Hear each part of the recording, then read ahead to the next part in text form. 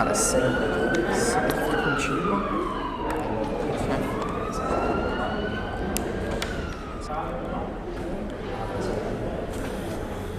O cara vive reclamando que é mal atendido. Vou almoçar agora e fazer essa consulta depois que eu consigo atender melhor o paciente. Dona Elizabeth? Oi, doutor. Tudo bem? Ó, eu vou sair pro horário de almoço agora. Faz 5, 6 horas que eu tô sem comer pra atender melhor a senhora agora no período da tarde. Vocês voltam no começo da tarde, daí? Sim, a gente volta. Então tá bom, obrigado.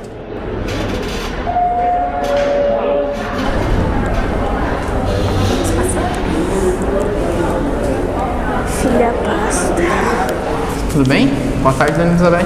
A gente de novo? Boa tarde, doutor. Como é que a senhora tá? Tudo bem, tudo bem? senhor? Agora eu tô melhor um pouco. No caso que prefiro atender vocês com um pouco mais de paciência e calma pra gente conseguir fazer um atendimento legal. A senhora tinha ficado de me mostrar uns exames aí, tinha uma queixa. Olha, doutor, não tá bom. Não tá bom? Então vamos ver aqui.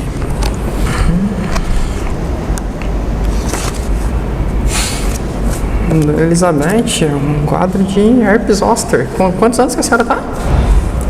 Com 61. Olha, um quadro de herpes zoster nessa idade. A senhora já teve catapora? Quando era pequena, alguma coisa assim? Olha, doutor, é tanta coisa que eu tive quando eu era pequena que eu nem sei mais. Era tanta... Entendi. A senhora não recebeu vacina pra isso? Lembra de alguma coisa assim? É que onde eu morava nem sempre tinha, né, doutor? Entendi. Olha, geralmente quando a gente tá falando de um quadro desse, é uma infecção por um vírus, uma bactéria, aqueles bichinhos pequenininhos que a gente não consegue ver, que dá isso, esse quadro que a senhora está apresentando. Mas geralmente está associado, assim, quando a gente está um pouquinho triste, um pouquinho para baixo, não está se sentindo legal. O doutor é meu neto. Ele tá com 18 anos e a gente descobriu que ele tá fumando maconha. Só que assim, não tem nenhuma vez agora que ele vai sair de casa que eu não acho que ele tá fazendo coisa ruim, que ele tá fazendo coisa errada, que ele tá em perigo. Mas ele tá passando por alguma coisa? O que a senhora acha que ele tá sentindo com relação a isso? Geralmente quando a gente fala em casos de drogas em um jovem, é como se fosse um mecanismo de fuga, uma zona de conforto para ele, que ele se sente melhor. Eu já falei pra ele que não pode, que isso faz mal, que isso vicia, que a gente é evangélico, que não pode, que não dá pra fazer isso. E ele em algum dia expressou o que ele sentia com relação a isso? Vocês conversaram? Teve algum diálogo? Então, doutor, é um caso complicado. Ele é um menino muito calado. A mãe dele entregou ele para minha mãe cuidar, porque ela não tinha condições de ficar com ele. O pai dele foi para os Estados Unidos quando ele tinha menos de 1 ano de idade. No caso, eu e o pai dele somos irmãos, né? E assim, eu acho que de verdade ele sente como se fosse abandonado e acaba usando isso, bem como você falou, como uma forma de fuga. Doutora, a senhora acha que a gente precisa fazer alguma coisa, internar, mandar para algum lugar, para alguma clínica? Porque a gente fica tentando falar para ele ter mais oportunidades para ir morar com o pai dele, que mora nos Estados Unidos. Mas a gente está falando, vamos assim pensar no caso do paciente, como é que ele está se sentindo? Ele, se a gente parar para pensar, ele não se sente acolhido. A zona de carinho, quem foi que cuidou desse neto até agora, quem foi que criou essa criança, quem foi que fez papel de pai e mãe para esse paciente, foram vocês. O que ele tem de conforto e de vínculo é com vocês. Ele teve algum tipo de contato com o pai? Não teve. Então, o que ele sente com relação a esse pai? Ele tem intimidade? O pai conhece ele? O que ele gosta? O que ele não gosta quanto pessoa? Acredito que não. Então, a gente só estaria tirando ele da zona de conforto dele e da família dele, mandando ele para os Estados Unidos. Então, acho que não é uma oportunidade. Assim, a gente vai colocar o paciente numa zona de mais risco ainda.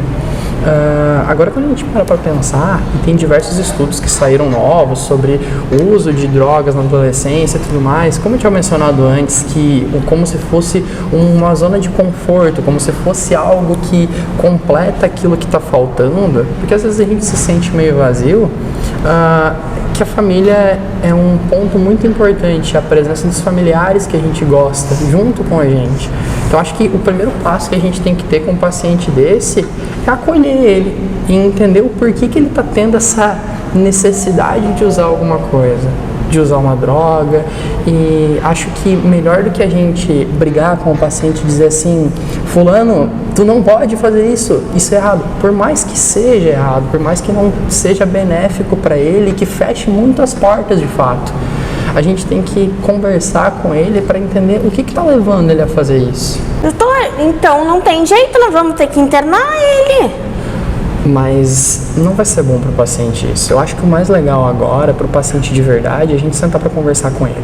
Vamos fazer assim, a gente marca uma consulta, nós três e a psicóloga, e vamos sentar para conversar com esse menino, para entender o que está passando pela cabeça dele, o que ele sente agora. A gente tem que lembrar que a adolescência é um período difícil, a gente não sabe o quão criança a gente é, o quão adulto a gente sofre muita influência do meio que a gente está, e o meio que ele está, parece que ele está um pouco perdido, ele não sabe se trabalha, estuda, o que faz agora, fico em casa, não fico, e os colegas dele, o que fazem. Então, acho que a melhor opção agora é a gente sentar para conversar com ele, para entender o que ele está passando. Eu acho que é legal a gente chamar a psicóloga. Tu chama a Lara pra gente trocar uma ideia um pouquinho? Boa tarde. Essa aqui é a Lara, a psicóloga que trabalha com a gente. Eu acho que vai ser legal a gente marcar uma consulta para conversar com o Miguel, nós quatro, assim. Ok? Eu posso marcar, então, com o senhor e com a psicóloga? Tá, você quer nós dois presentes, isso? Então tá bom, pode ser sim, com toda certeza. E quanto ao seu quadro, aqui estão os remédios que eu passei para a senhora. Esses aqui são os que você vai tomar. E ficou alguma dúvida quanto a isso que a senhora está tendo? Ficou bem esclarecido quanto a que é uma infecção, que com esses remédios aqui vai passar? Se não passar, a senhora volta para a gente conversar novamente, a gente troca a medicação. Alguma dúvida? Esse aqui a senhora consegue tirar na farmácia do posto de saúde, tá? Eles são de graça. Tudo bem? A senhora consegue pegar? É perto da sua casa? Tem disponibilidade de locomoção? Não, a minha filha me leva e, doutor, eu confio no senhor porque o senhor está cuidando da gente, está cuidando de nós. Eu confio, vou tomar tudo que o senhor me disse. A intenção é essa, não é só simplesmente entregar o remédio para a senhora e dizer assim, toma isso aqui que tu vai melhorar. É explicar aquilo que o paciente precisa de fato entender. Isso é bem importante. Tá. E aí eu tomo essas vezes aqui. Isso, e caso não passar, a senhora marca uma consulta de novo e volta pra gente conversar. Aí a gente tenta outro medicamento. Tá.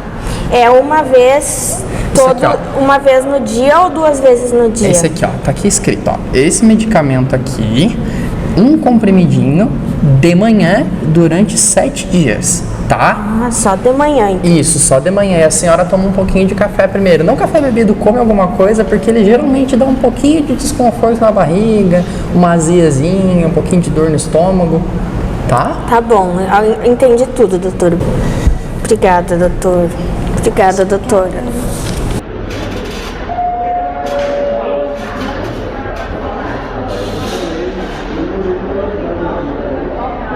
Oi, bom dia. Senhora, como é que tá? Melhorou? Tudo bem? Sou Miguel? Como é que tá? Tá indo um pouco da ficção, deu coincidência de uma vivência nossa de cenários desse semestre com o texto que a gente usou como base para essa ficção que a gente fez até agora. A gente vivenciou uma experiência um pouco desagradável no OBS e fica de questionamento para a turma. A gente estava com a nossa paciente que a gente acompanhou e fez o PTS de cenários esperando para uma consulta, e uma outra médica da unidade que já conhecia a gente por a gente ter ido várias vezes na unidade, conversado com ela e perguntado como que funcionava a unidade, como que encaminhava pro CAPS e tudo mais. Ela acabou se tornando a nossa amiga e ela cometeu, no meu ponto de vista, um deslize ético.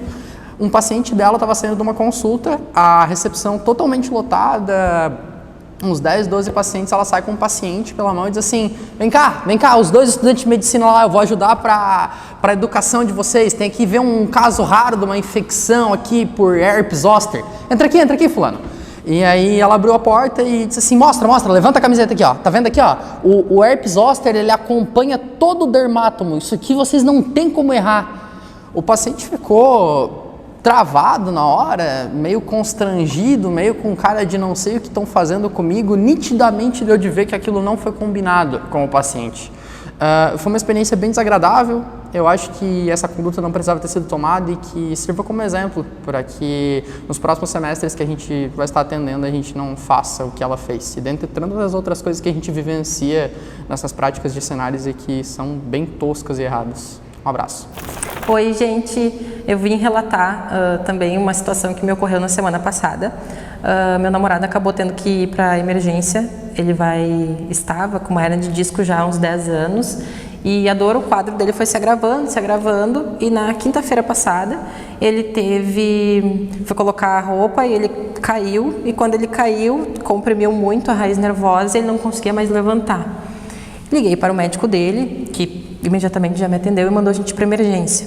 Mas a cirurgia ia acontecer só no outro dia por conta de questões de bloco cirúrgico.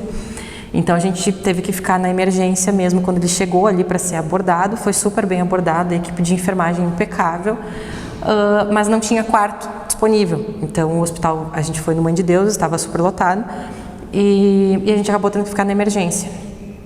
Durante a nossa madrugada, eu vou relatar a situação com o médico. O plantonista que atendeu o Guilherme teve a troca de turno, das 7 horas ali para pegar o turno da noite. No turno da noite, um dos médicos, que são uns 2, eu acho, mais os residentes, foi conversar com ele, entender um pouquinho do quadro. E esse médico eu acho que foi para a emergência cardíaca, porque ali são 2 tipos de emergência diferentes. Aí, acho que era mais ou menos meia-noite, chegou um paciente, porque como a gente estava na emergência, a gente acabava vendo todo o tumulto, né? Que a gente estava ambulância, vinha e tal. E o médico falava extremamente alto, ele falava muito alto. Eu fiz alguns vídeos, mas eu não posso passar por conta de alguém reconhecer, saber quem é, ou até tonalidade de voz, enfim.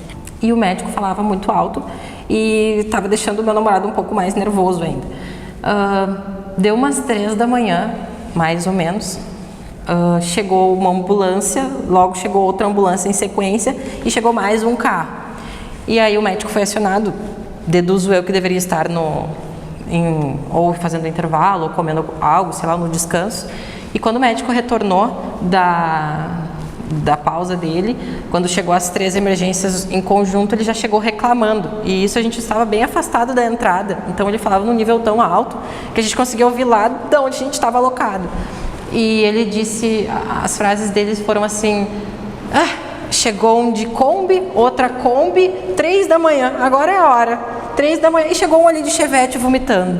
Então ele estava muito indignado, sendo que o plantão era dele, ele escolheu estar ali por algum motivo, e tinha outras pessoas internadas, as quais estavam extremamente numa situação de emergência desconfortáveis. Então eu acho que não é uma postura, fica de alerta, aviso, né, para que quando a gente chegue neste momento a gente respeite o espaço, né, que estão as pessoas ali passando, tendo essa visão de acompanhante, né, do outro lado, não sendo a médica, mas sendo a acompanhante do paciente e vendo o sofrimento do paciente também. Então vocês imaginem para ele, o paciente, tendo toda essa situação desconfortável. Mas era isso, eu espero que a gente consiga ser bons profissionais e ter muito respeito por quem está ali não em condições que quer estar, mas está por algum motivo.